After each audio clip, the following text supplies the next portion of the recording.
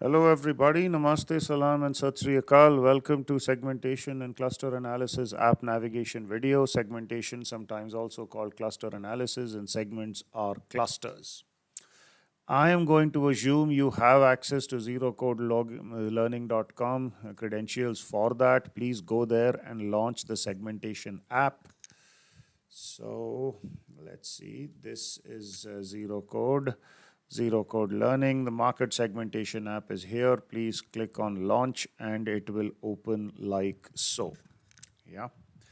All right. So there are, examine the app layout, 5 output tabs and 5 input controls. These are the output tabs 1, 2, 3, 4, and 5. The input controls, well, the file 2, 3, 4, and 5. So 5 options for users to play around with this. Okay.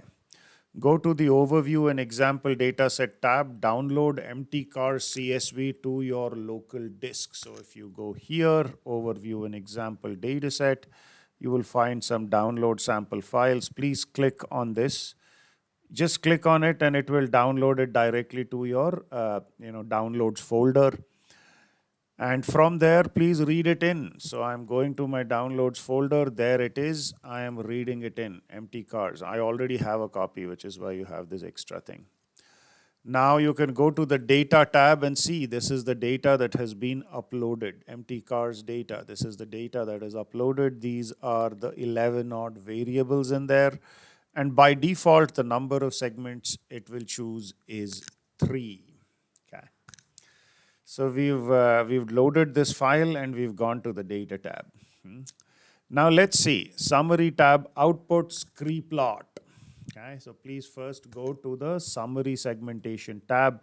The very first thing you see here is some sort of a plot which looks like this. This is called a scree plot, also called an elbow plot. So it has model fit on the y-axis and the number of segments on the x-axis. So this is model fit. It is measured in terms of within group variances. Lower it is, the better it is. And as you can see, as you increase the number of clusters or segments, the fit continues to improve. Yeah.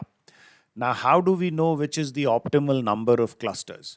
So imagine each of these nodes here as your elbow. Okay, so if this is my elbow, this becomes my upper arm and this becomes my forearm, right? So towards the hand.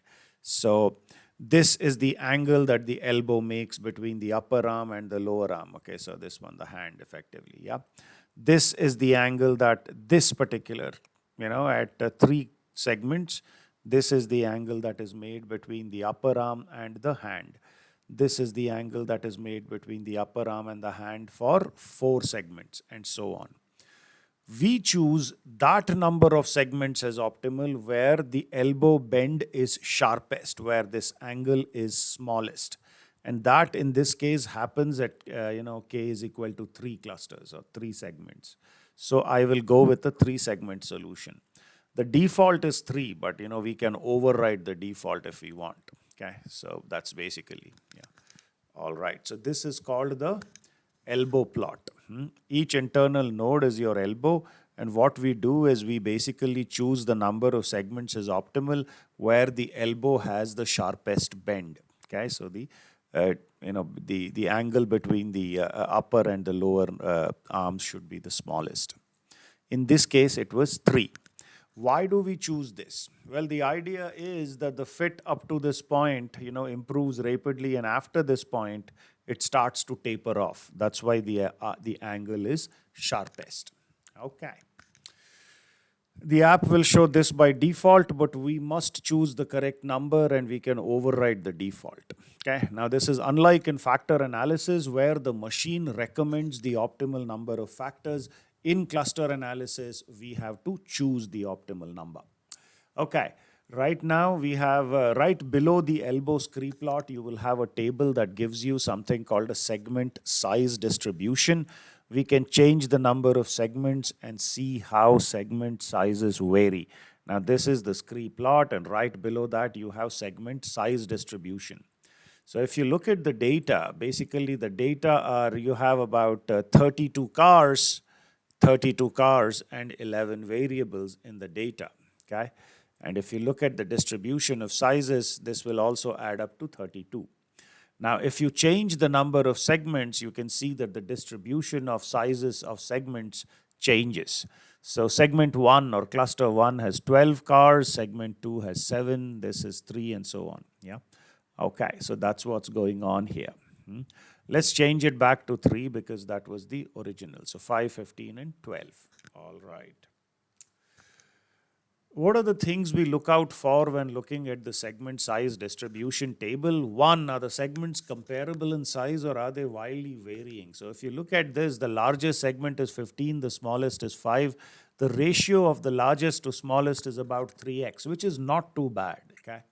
Which is not too bad. If the ratio of the largest segment sizes, largest to smallest segment sizes exceeds 10, then we would say the distribution is skewed and the very small segments probably represent outliers, which if we want, we could drop from the data. Okay. All right, now we are going to the next point on the summary tab output, the segment profiles table. If you go right below the size distribution table, which is this one, you will see this color-coded table. Now there are 11 variables, so these are the 11 variables. These are all car attributes, as you can see. Empty cars is a cars data set, so these are all cars here, and these are car attributes. Now we are trying to, in some sense, group the cars together in terms of how similar are they on these attributes. These attributes are our basis variables. Okay. All right, so in this color-coded table, as you can see, the more darker a color, the higher the value, the lighter a color, the lower the value. Okay, so if you look at these three segments in terms of miles per gallon mileage, segment 2 has the highest and segment 3 has the lowest. In terms of cylinders, well, number of cylinders, segment 3 has the highest value, segment 2 has the lowest value, and segment 1 is somewhere in between, and so on and so forth. Okay, so on and so forth. If you go here and uncheck this, this would be checked by default, you will get the actual values. So miles per gallon is measured in these terms. The average miles per gallon mileage for segment 3 cars is about 14.6. The average mileage of segment 2 cars is about 24.5, and so on and so on. Okay.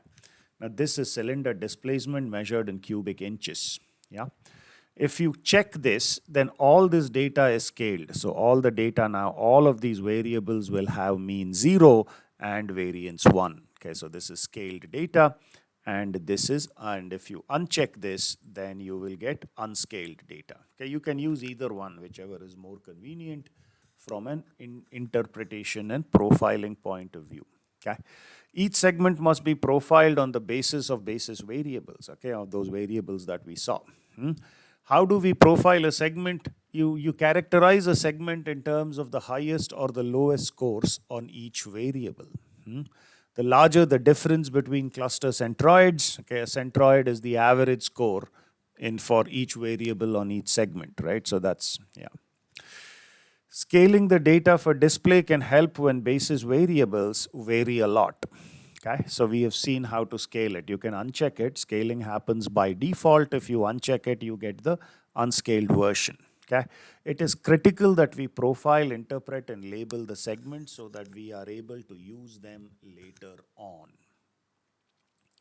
All right, now let's proceed to the next one, which is plot. This is your segments plot. Folks, each of these dots here, and you can see they're color coded. Okay, segment 1 cars are this, orange dot, red dot. Segment 2 cars are green dots, and segment 3 cars are these blue dots here. Yeah, and you have this oval basically representing the area covered by these dots. I mean, some of the dots are outside the oval, but you get some idea for where they are. Yeah.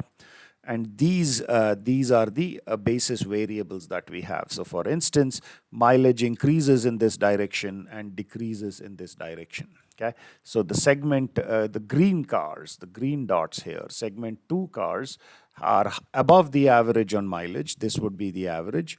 And the blue cars, segment 3 cars, are below the average on mileage, and so on and so forth for all the other basis variables.